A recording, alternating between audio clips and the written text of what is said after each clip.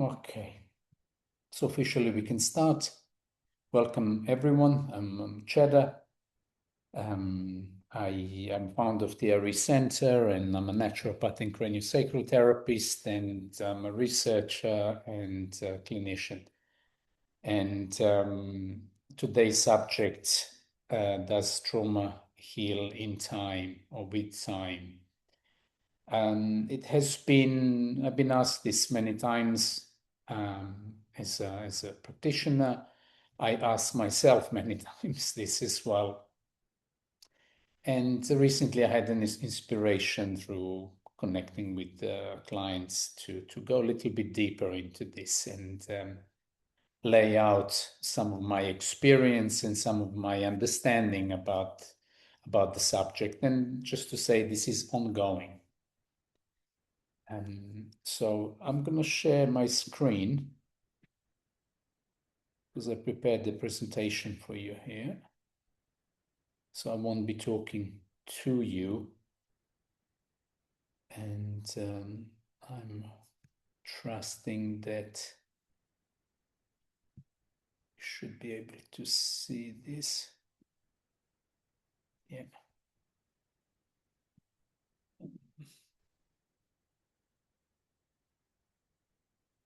Try doing this. Yeah.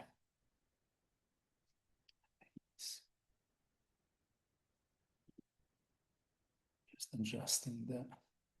Okay, this looks better. So, can trauma heal with time, or how trauma can heal with time? Okay, and I'm a somatic practitioner mainly, and my research and fascination with the brain and the body has been at the forefront of my work and studies and teaching for 30 years now plus. And the idea is to some of these potentially complex systems and complex concepts. I'm trying to simplify them and make them really practical. I'm a practical guy generally, so I'm trying to um, apply this into my work. And main subject is body and brain and the deeper intelligence that governs all of this. Okay, and how we connect with that, how we attune to that intelligence in a conscious way, because that intelligence is always present within each one of us. The problem is often we are not aware of that, and we don't have that awareness and understanding. And I believe any therapeutic discipline should bring you closer to that. So the main questions, will this ever just go away? And I'm sure most of us have experienced particular events in our life and we wish we didn't, and it stayed with us for a long time, and we did ask ourselves, well, when will this go away? And some of us might be carrying some of that still, even though it happened months or years ago, decades ago. And so the subject of today, it's going a little bit deeper in understanding why actually you still remember, why you still feel and are affected by particular events. And there is a great wisdom in that, because our intelligence within our body and our systems in the brain actually governs and works in that way in order to. Sorry, I need to admit someone into the room, and then I need to change my setting on Zoom.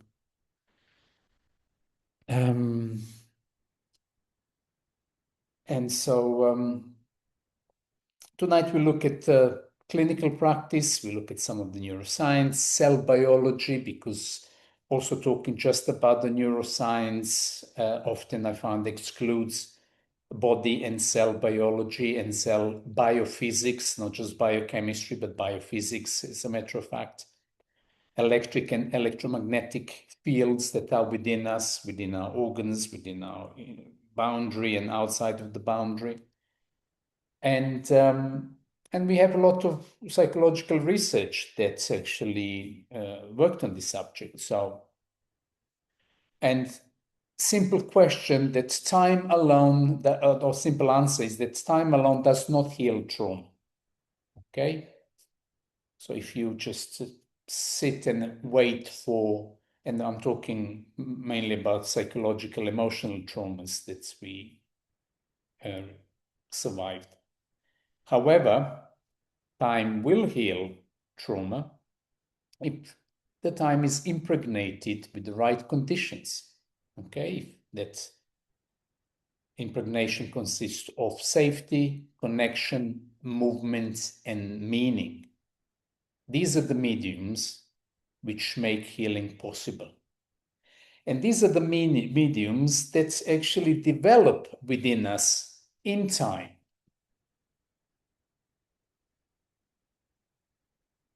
Okay.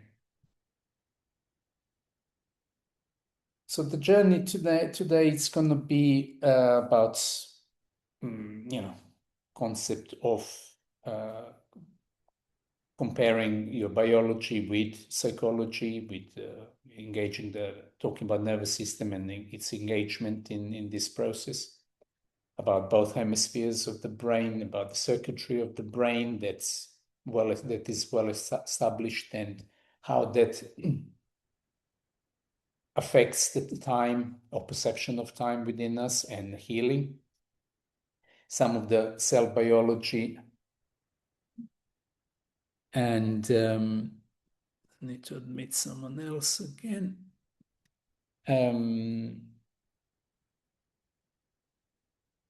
Cell biology, some hormonal states and biochemistry in the body, and also practically how we work with some of these systems, how we work with some of the context or contents of our experience.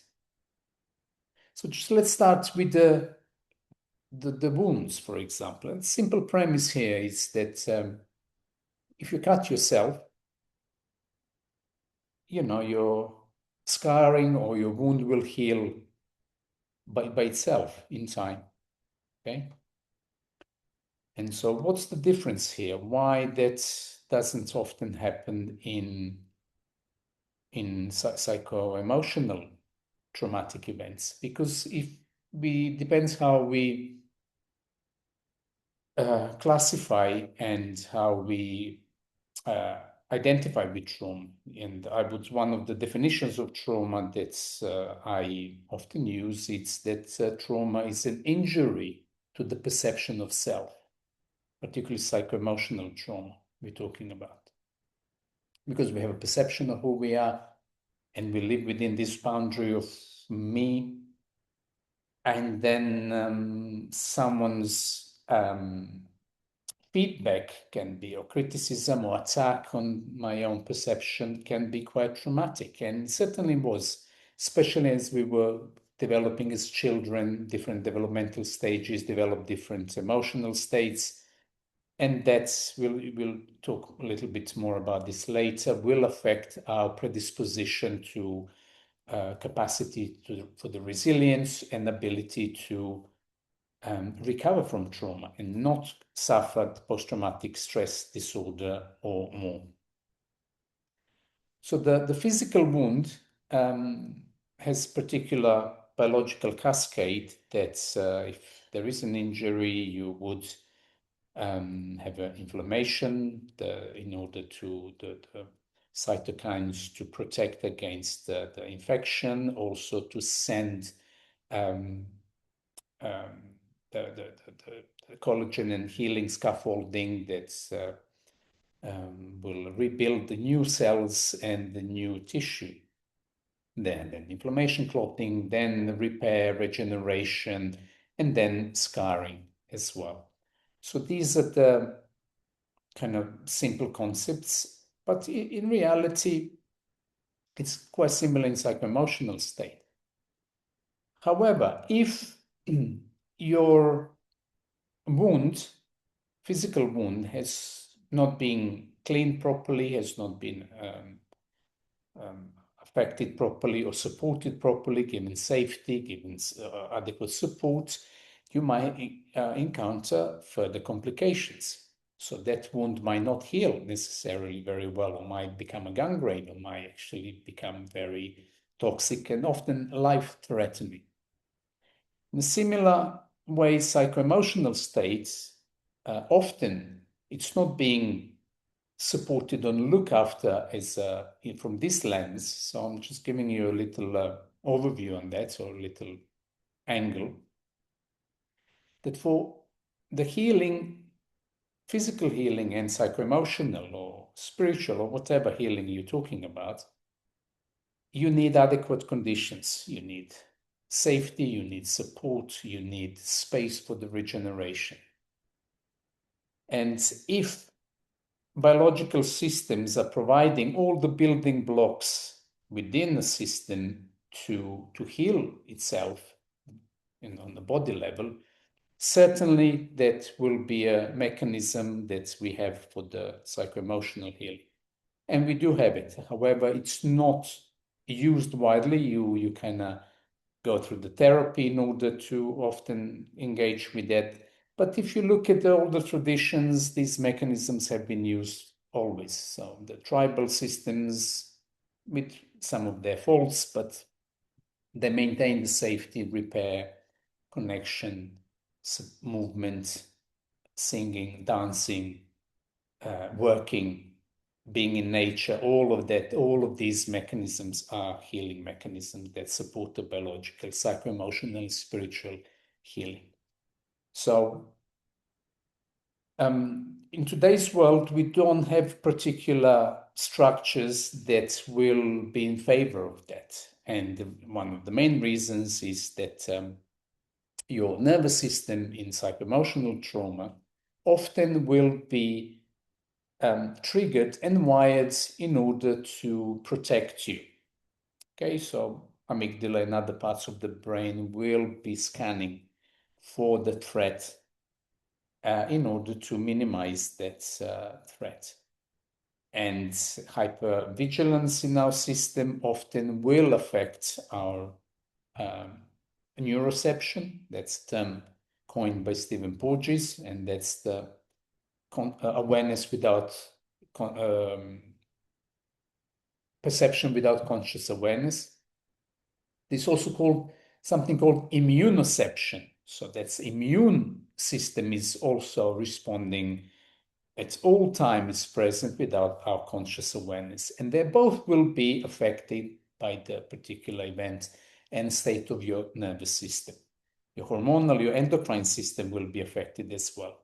Even to the point of RNA and DNA, your gene expression, genes switching on and off will be affected through the biological molecular processes depending on your experience in life. So really, it's kind of from micro to macro state. This is trauma is a state in reality, and then depends on these different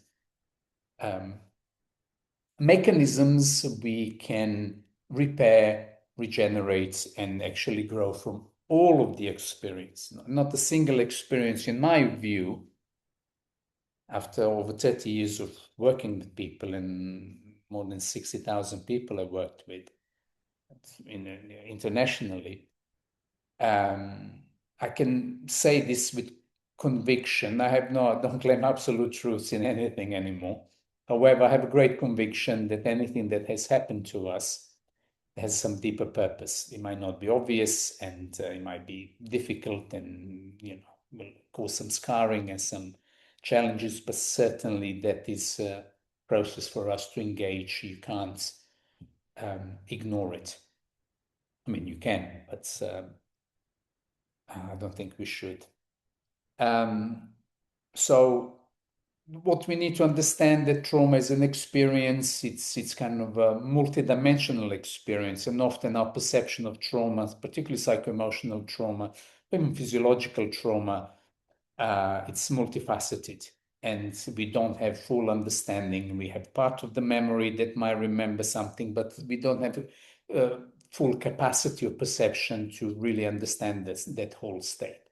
Therefore, also the time or a kind of or timeline or linear clock does not exist in this form of recovery and healing. So idea again here is that the resolution has to be through providing conditions for the resolution to take place. And I think it's a beautiful process at the same time, because you need to acquire certain skills, certain awareness, certain depth in order to really recover from, understand, and develop greater meaning from what has happened to you. And then most of you probably know that the nervous system regulates these states, and how our nervous system, in which state it is, it's paramount really in this whole thing. I forgot to mention, and as I was talking about tribal communities, that today, even though we live in kind of a, let's say, more abundant state, but there is a constant pressure. Tribal communities have their own challenges, I'm sure, and smaller villages and so on. However, there is a great isolation between people today, and the uncertainty and stress on globally really it has been kind of formed in society, and that is extremely difficult for the nervous system and for the brain as well to deal with. Just for you to know, uncertainty is the most difficult process for your brain. Not a threat, not fear, not any emotions or including challenge in life, but uncertainty. If you stay in a chronic uncertainty, that uses vast amount of energy for brain to maintain these predictable patterns. That's the main job of the brain. So if we understand that default state of our regulation, as we can see, the middle line is safety, connection, that for a lot of people, they might never really fully relax. And I see so many people, even they sit on a sofa, they might watch TV or scroll through their phones or something like that, or even talking to someone else. Their shoulders are contracted, their head is tilted forwards, they're not relaxing into the surface, which means internal tension is present. The breathing is not really conscious. Just observe yourself right now as you are. How's your breathing right now?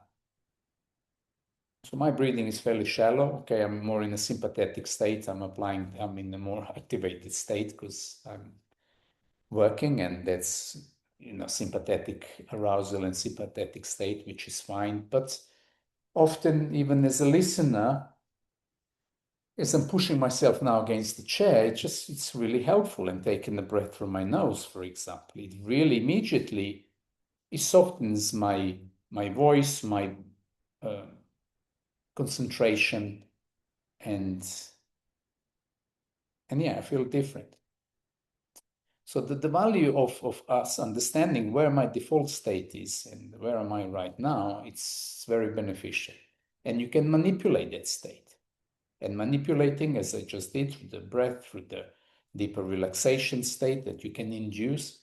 Or if you feel really tired, lethargic, really don't want to do anything, so you're moving towards dissociation or shutdown state, you mobilize, you do something differently. You breathe maybe through your mouth, you stretch, you sit up, stand up, and so on. So understanding some of these mild shifts in your nervous system can be incredibly beneficial if you're dealing with the genuine or deeper healing processes in your body. And by being aware of your default or general state, that if you really understand, if you meet yourself as you are, I keep saying this to all of my students and to myself, rather than correcting yourself automatically. No, meet yourself as you are. You will learn where you are at, and then you can change and shift respectfully. And so one of the great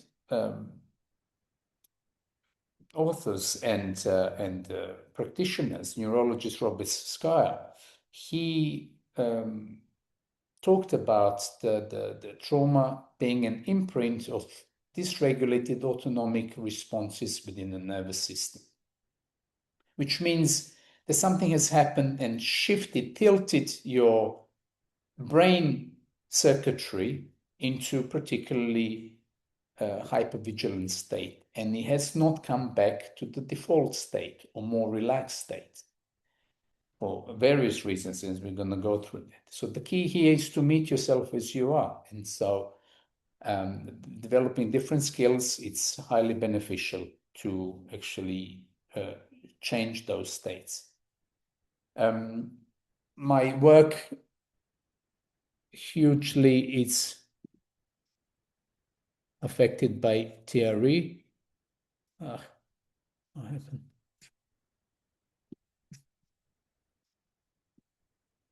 And most of you know what TRE is. Then come back here. And hopefully you can see.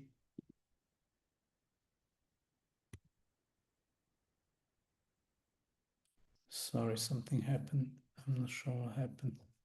Can you see my screen with the presentation? No.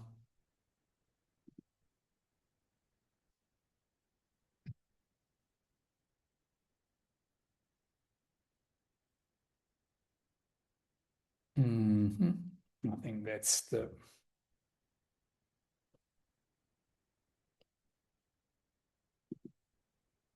Okay.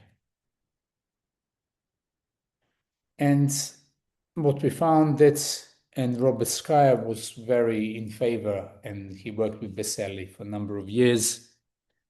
And but yeah, the natural reflex, neurogenic tremoring, it's part of the completion and resolution of this activated nervous state, hypervigilance, or even shutdown. So you kind of release through involuntary movements this charge that often it's developed and formed in the body due to particular stress, tension, or trauma. So that's really a huge important step towards the resolution. And what we see in this particular reflex that helps the discharge, then in mammalian kingdom, particularly in a wild kingdom, the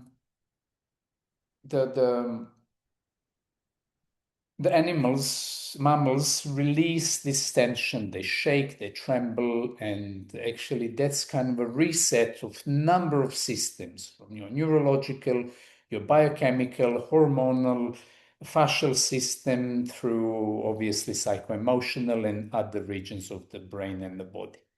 So it's actually multiple effect that simple involuntary movement can do. And we are working with so much science on this, which part of the brain affects it, and the why, and vagus nerve, and all of that. But just for you to know that the key elements in any resolution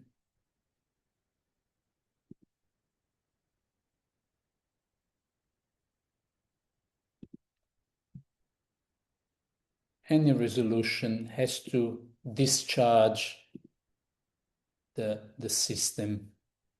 Additional charge that has been formed in the system needs to be discharged to give space within your system. Because if your system feels compacted and nothing can penetrate, no new information can come in, usually your brain and body will go into the circuitry there, repeating the same pattern you would go, these repetitive thoughts, repetitive emotions, biochemistry, and so on. So by discharging, because you already survived the event, but you have not come to terms with what has happened to you, because that should not happen to you. Oh gosh, that's another person. Sorry, I'm just gonna again lose this. Okay.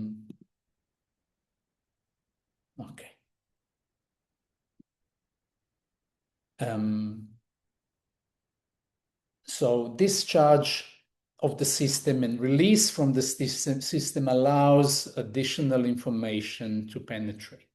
This additional information can signal safety. This additional information can signal supports and signal some form of nourishment, connection. And with some of these elements, everything changes. Okay, so the importance of that is it's paramount.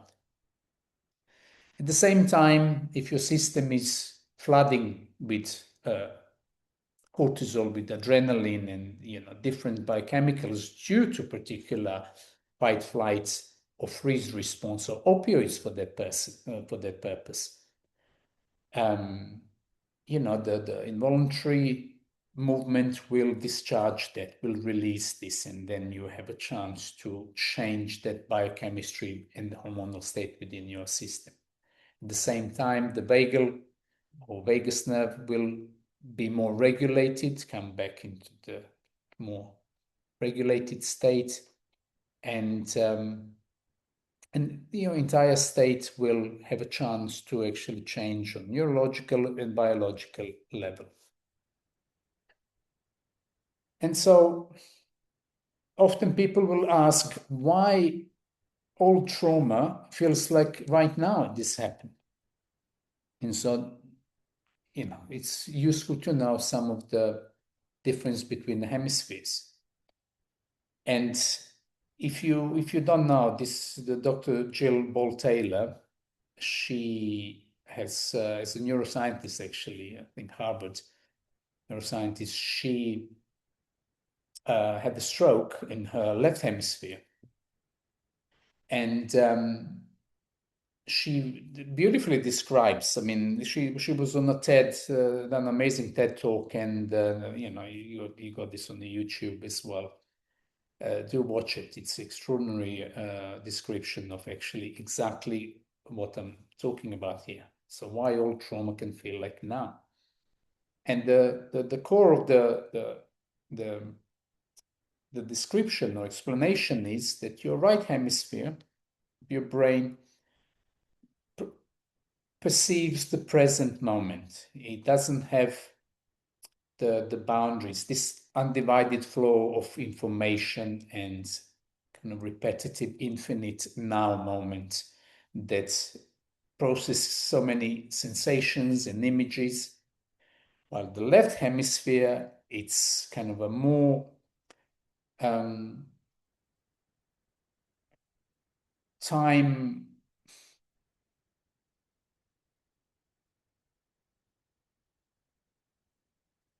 I can't say perceives time, because as a matter of fact, I'm going to share later that it's illusion that we perceive time. As a matter of fact, we don't have the specific brain regions that measure time, and most people don't know that.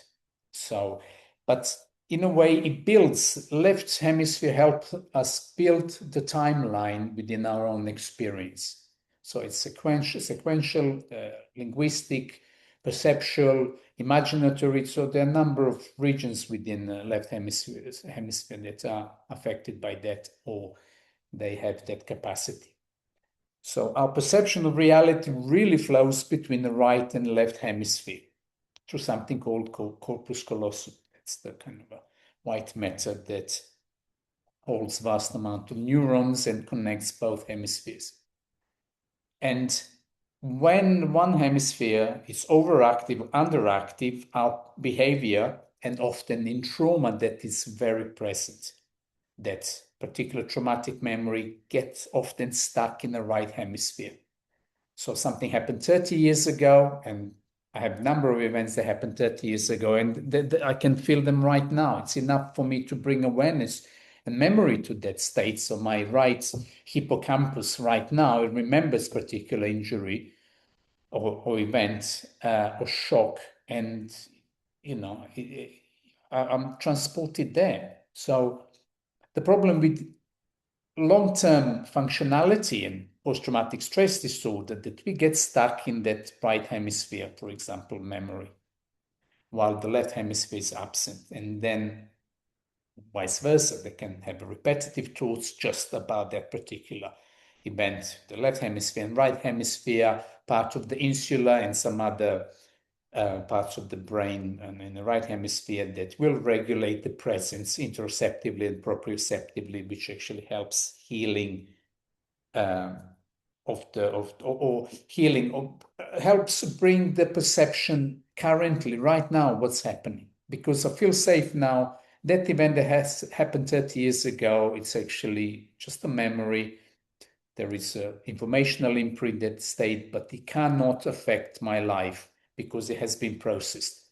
In many cases, it can affect life, and it does affect life, and that's the difference, because people have not processed that. So balancing of the hemispheres, it's really, really important part. So Melillo talks about this in functional neurology, and how we often, most of us live in this asymmetry of our body, and you can see dominant part in your own body, and that's useful indication of which hemisphere is actually more dominant within you. And part of that can be disconnection with different capacities within us. So there can be stress-related conditions or attention, focus, particular work, particular relational elements, emotional states.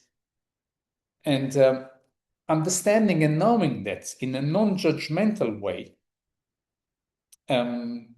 it's profoundly beneficial. And I speak from my own experience working with him and with some other people directly. It just helped me so much. And I think that's why I fell in love with learning about the brain, because really understanding how that works, beside understanding my own body, it gave me a huge insight and greater shift in my own practice and the capacity to be with people and with myself. And how do we get these brain hemispheres into balance? Well, there are many ways, and people use different technologies and lasers and things like that. But in our work, simple movement, self-touch, connecting with someone else, sensory grounding and perception of your body, different breath exercises and practices, body awareness, interoception, proprioception, and I'll come to that in a minute. All of that helps immensely in regulating and balancing the hemispheres. Really, it's within us, all of that, and it's for free. Okay? And then I did mention about, the corpus callosum that helps that interconnectivity, and there's so much research done on that, and about these connections. And as we move further about the brain circuitry, probably most of you heard about the amygdala, about our threat detection, and there are two of them, almond-shaped parts of the brain. And their job is to scan for the safety. Hippocampus, it's helping us with the contextual memory, our spatial awareness as well. And then you also have prefrontal cortex, which regulates your kind of present moments state. Then many other, like anterior cingulate cortex and insula and thalamus and so on. However,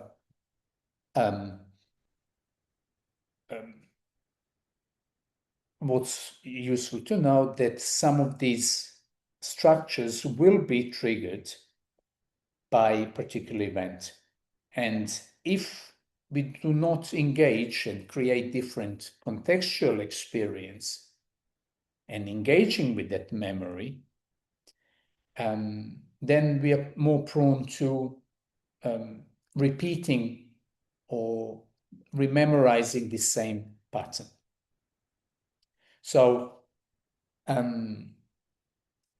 the Bruce Perry talks about circuits that fire repeatedly, yeah, they become more default state. So if you keep talking about the same event over and over and over again, or feeling it or re-experiencing, it's most likely that you would have the same patterns there being repeated and strengthened, even though some of the circuitry constellation in your brain and the body will become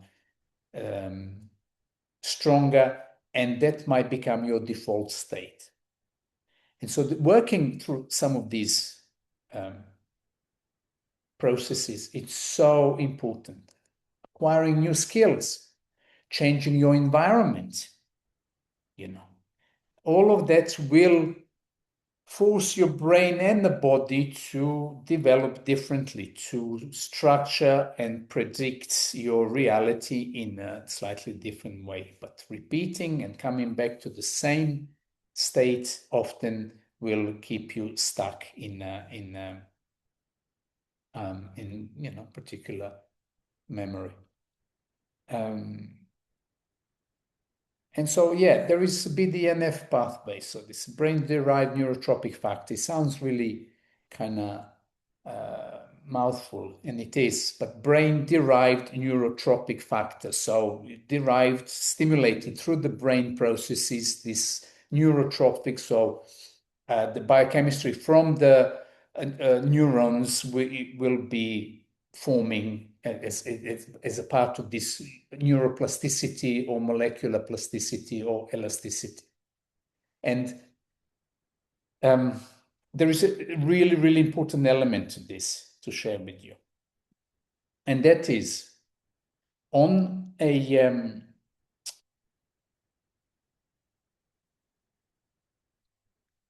junction between your neuron synapses and protein, because there are proteins that connect some of these connections. On that junction, what happens when you engage with particular memory or thought or feeling from the past, there would be a secretion of this BDNF molecule. And if you repeat the same pattern and you go through the same process as before, that connection will strengthen. That junction will become stronger. But if you insert different information in that very moment when you are engaging with the particular memory, that will start to reframe. It will start to build a different pattern. And that's the beautiful key for epigenetics. Epigenetics means above genes, above genetics. And so that depends on your actions, how your life is going to evolve or open up, or what you're going to heal, recover from, grow from. So this, and to me, that's very exciting, this scientific description of some of these junctions, proteins, neurons, axons that are forming every microsecond, every second. We got millions of these processes happening in our brain, in our body, and so on. Actually, billions. Okay, so the paramount importance is to offer safe space, even though if you're thinking about the same event, but you're offering a safe space, you're offering eye contact, you're hearing, you're using self-touch, there is a connection with someone else. So you're shifting not just biologically, you're shifting biophysically, you're shifting number of systems simultaneously. And that might not seem much, but I will explain how important this is, and you will remember strawberry. I'm just going to say word strawberry. So this process, it's a strawberry process. So I'm trying to just now hook your right hemisphere with that image, and I'm going to show you in a minute why is that so important. Yeah, there's a lot here I'm giving you, but let me just cover So HPA axis, probably most of you know what the HPA axis are. Or even better, as I talked about the strawberry, let me complete this. Let me not keep you too close to this.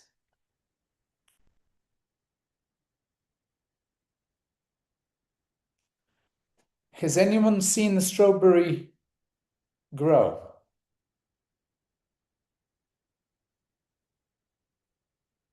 I have grown strawberries, but you can't see them grow though, because one day you plant them, then they come out. There's a flower, then there is little fruiting body emerge, and then suddenly you have semi-ripe strawberry, and then you have ripe. But if I sit there and look at perceive the process of strawberry growing, it's impossible. The whole sequence of growth of strawberry or any other fruit or anything in life for that matter is invisible to us, guys. Okay, and I really want to, this is such an important factor. Also, how we grow internally, it's invisible to us. But it doesn't mean we are not growing. I worked with people with so many chronic conditions, and often they are so frustrated because they can't see the improvements. And then suddenly something changed and they say, oh, I don't know what happened. I feel different. I feel better. How many of you in this work, you shifted, you changed? It wasn't something specifically you had done, but suddenly you felt different. And reason why? Because some of these neurons, axons, brain-derived neurotropic factor, other serotonin, dopamine, oxytocin, all of these billions of reactions that are just pulsating within us every microsecond, they are working within us. And these shifts are changing, things are changing. We are growing through this. Okay? So this to me is really important element for you to remember the strawberry. If you think, oh, I'm stuck here, I'm not growing anywhere, nothing is happening for me, think strawberry. I don't know why this is over superimposed. This was okay earlier anyway. And that also brings me to another element. I'm not going to go into the neuroscience of this, but it is fascinating. I mean, as I was preparing for this last week, I went into this and I could not identify a single brain area that measures time. As a matter of fact, there is no part of the brain that measures time. So there are different brain regions and networks. They connect in perception of particular events that changes your responses within you. But time is linear factor. It's actually not sensed. It's not visualized. It's actually built, and depends on your state of being. If you are stressed, your time is very different, or perception of time is very different. If you're relaxed, time is very different. And we all know that. Time for babies or children, it's very different. The older you get, time slows down. Okay? So and reason why there are a number of different factors, but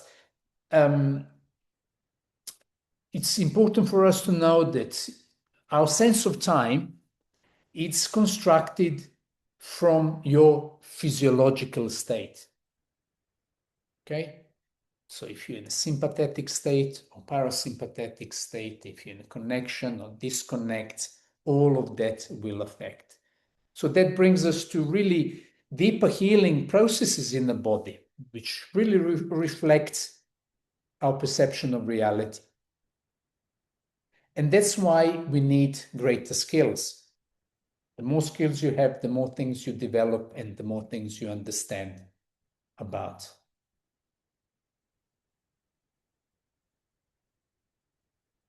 So I'm gonna jump a little bit forward,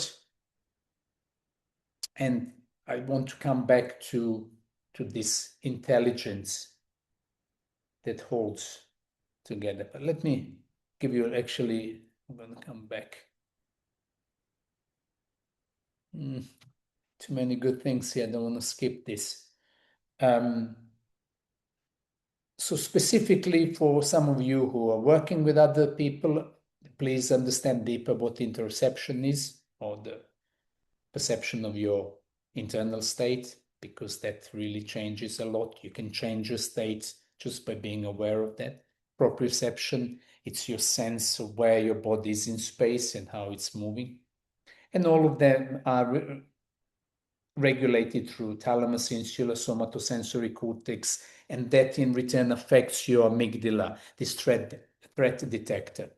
So I'm not becoming, I'm relaxing more because interoceptively I feel good. Proprioceptively, I'm aware of where I am in space. So that all trauma that has happened has got nothing to do with the present moment. So immediately your whole system will be affected and shifted through that awareness.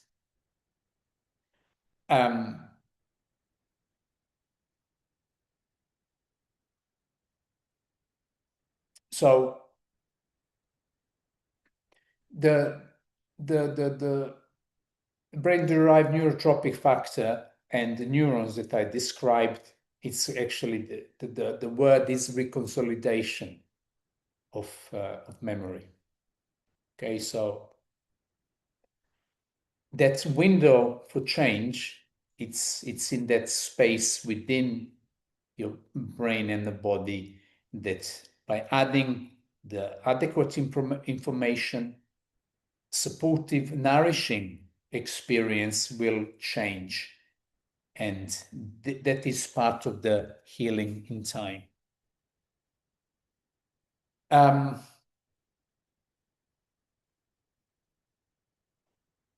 there are so many great points here that I to give you, and I'm giving you. So appreciation of life is really, really important. And sometimes I can't say I've really appreciated life, but when you're in the midst of it, it's often difficult. But truly, it is an extraordinary thing, this life. So by understanding and appreciating depths of that, it really is life-changing, and it changes all of your systems. And your right hemisphere is expanding and balancing, and the small things. Many years ago, when I was in psychotherapy for many years, and this great therapist, she was phenomenal, really. And she just told me, Cheda, just, you know what, don't sweat the small stuff though, because I keep picking on this and on that. This doesn't work. And it was just some really ridiculously irrelevant things, like, is the lights on? Which side toilet paper is the cutlery in this way? Is this clothes in this? I mean, often we just reduce the beauty and vastness of reality of what we are, who we are here, into really relevant things. But that is a trauma response. That's picking at the really small points. That is really deep, repetitive response from our early childhood, often trying to make it right now. I want it to be right. It wasn't right once upon a time. Now it has to be right. I feel safe. I feel better when that is right. Relationships. We are always in relationships, from cradle to grave, we are in relationships of some kind, with ourselves and with the world at large, with other people, with so many other elements. So developing that deeper trust with our environment, with our inner environment as well, and the deeper intimacy with things, and then listening more. That's an extraordinary thing. That builds the strength, that gives you more capacity, more possibility, greater resilience, greater clarity as well. And obviously, you know, the spiritual depth, the existential and philosophical growth for some of us is fundamental, and maybe for others not, but nonetheless, you know, the deeper meaning and purpose why we are here and everything that is happening for us, it can be very humbling and very, at the same time, supportive. And when you understand some of that deeper spiritual element, that growth and pain can coexist. And to me, that was such a profound shift and incredibly helpful. One doesn't exclude another, but they can coexist. There's so many other conflicting, apparently paradoxical experiences in our life. And often we say, oh, it's white or black, or this or left or right. And actually, it's probably both and more. Okay. So understanding that, it helps you having a deeper capacity to make a greater meaning out of this. And then you can grow through all of that even greater. And so I go back to that deep intelligence within us. And that's why I love theory and I love body work. I love all work. I love life, because you are guided. This life is actually this deeper intelligence pulsating through you. Can't be any other way. No. Right now, you're not governing anything within your body. 100 trillion cells, your breathing, your everything that is happening right now, perception of what's going on right now. You're hearing me, observing things, you're feeling yourself. It's extraordinary. So if nothing else, come to that appreciation, like how extraordinary that is. And so when you connect with the deeper intelligence, that gives you deeper trust, that gives you deeper support. You know you're supported.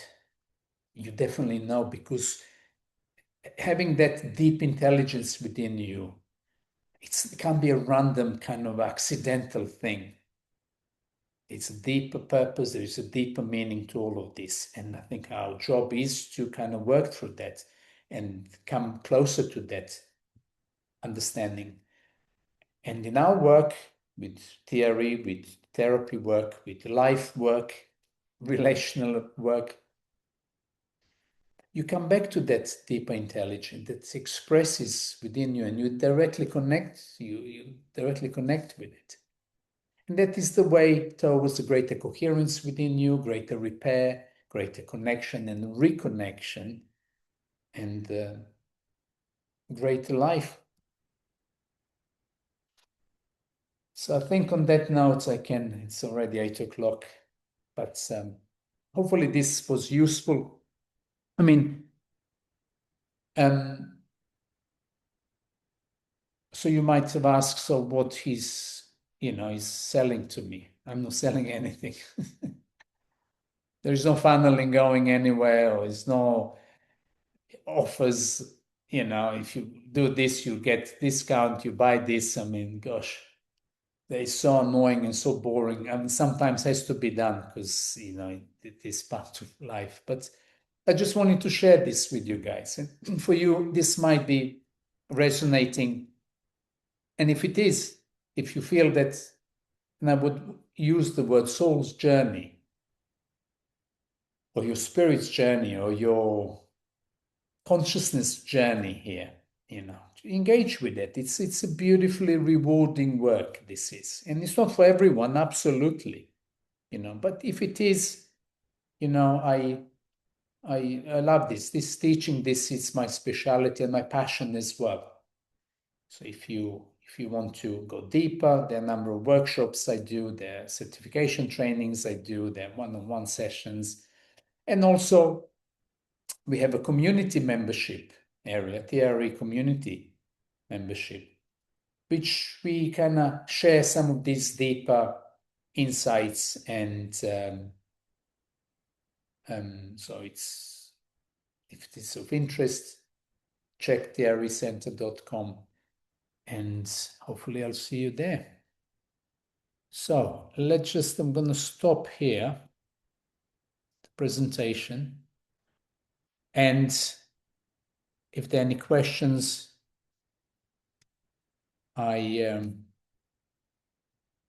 it's an hour webinar, so we should finish now. But if there are any questions, I'm here.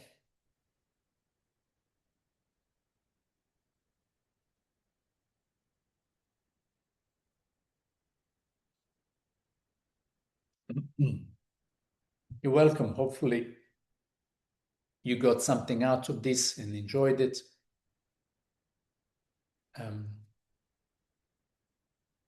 But yeah, please come back to that intelligence. This extraordinary thing that we have.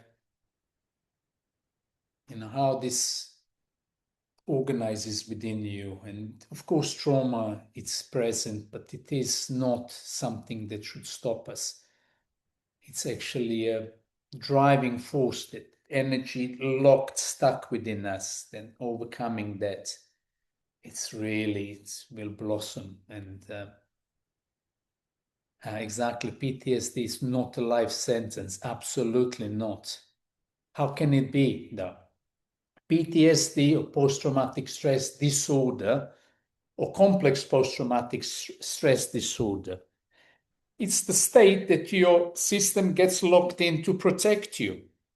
And often people are so judgmental about this because you feel dysregulated. But why do you feel dysregulated? Because you lived through the experience that wasn't normal. Yeah, you lived through the abnormal experience, through incredibly challenging experiences that affected your whole system. So your system responded adequately. So what happens that you needed extra skills because you did not develop skills until then, how to be in that particular situation.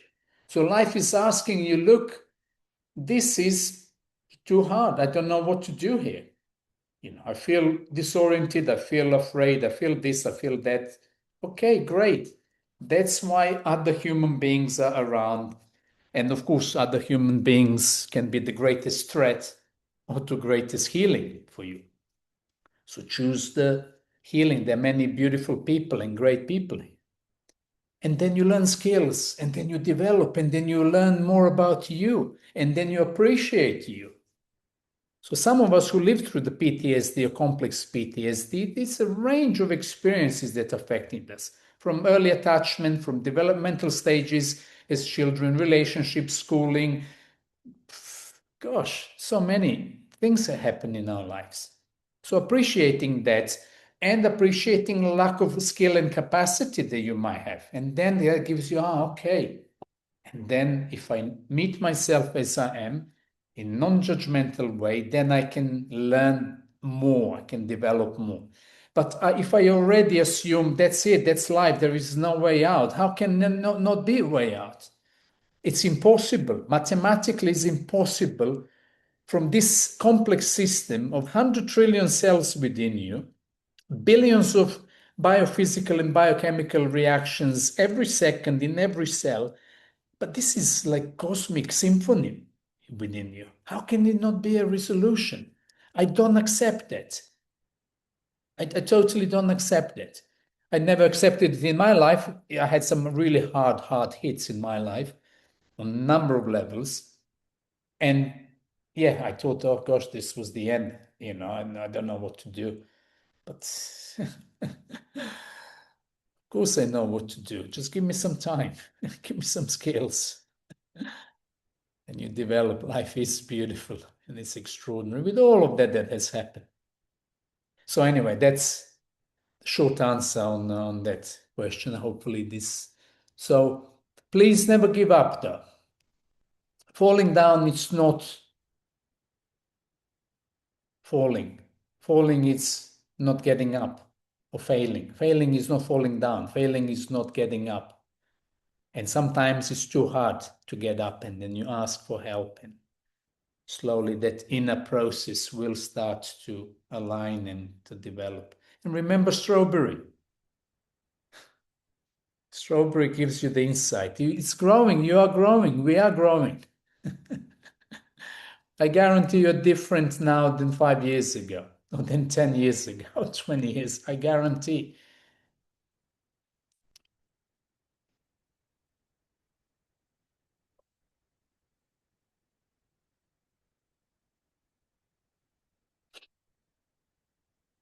Any other questions?